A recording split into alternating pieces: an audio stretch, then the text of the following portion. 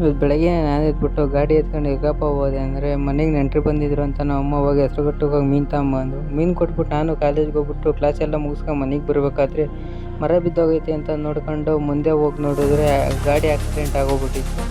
ಅದು ನೋಡಿದ್ರೆ ಈ ಥರ ಆಕ್ಸಿಡೆಂಟ್ ಆಗೋಗಿತ್ತು. ಅದನ್ನೆಲ್ಲ ನೋಡ್ಕೊಂಡು ಈಗ ಅಲ್ಲಿ ಗಾಡಿ ಆಕ್ಸಿಡೆಂಟ್ ಆಗಿದ್ದ ಈ ಥರ ಟ್ರಾಫಿಕ್ ಇತ್ತು. ಅದನ್ನ ನೋಡ್ಕೊಂಡು ಮನೆಗೆ ಬಂದು ಗ್ಯಾಸ್ ತಗೊಂಬರೋಣ ಅಂತ ಹೋದೆ. ಅಲ್ಲಿ ನೋಡಿದ್ರೆ ಈ ಥರ ಜನ ಸೇರಿತ್ತು. ಒಬ್ಬೊಬ್ರಿಗೆ ಗ್ಯಾಸ್ ಕೊಡ್ತಾಯಿದ್ರು, ನಾವೆಲ್ಲ ತಾಂತಿದ್ರು. ಈ ಥರ ಜನದಾಗ ನಮ್ಗೆ ಯಾವಾಗ ಸಿಗ್ತದೋ ಅಂತಿದ್ದು. ಆಮೇಲೆ ನಮ್ಮ ಸರ್ತಿ ಗೊತ್ತಿದ್ದಂಗೆ ಗ್ಯಾಸ್ ಖಾಲಿ ಅಂತ ಲಾರಿ ಪ್ಯಾಕ್ ಮಾಡ್ತಿದ್ರು. ಅವಾಗ ಅಲ್ಲಿದ್ದವರೆಲ್ಲ ಆಫೀಸ್ಗೆ ನುಗ್ಗಿದ್ರು ಕೇಳೋಣ ಅಂತ.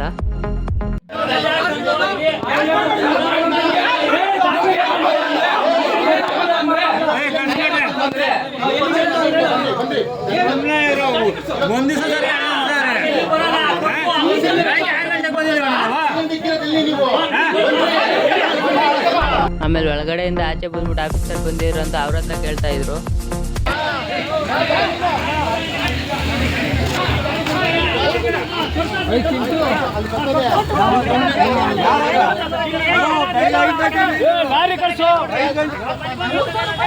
ಆಮೇಲೆ ಕಡೆಗೂ ಗ್ಯಾಸ್ ಸಿಕ್ಲಿಲ್ಲ ಅಂತ ಸುಮ್ಮನೆ ಮನೆ ಕಡೆಗೆ ಬಂದಿತ್ತಾಯ್ತು.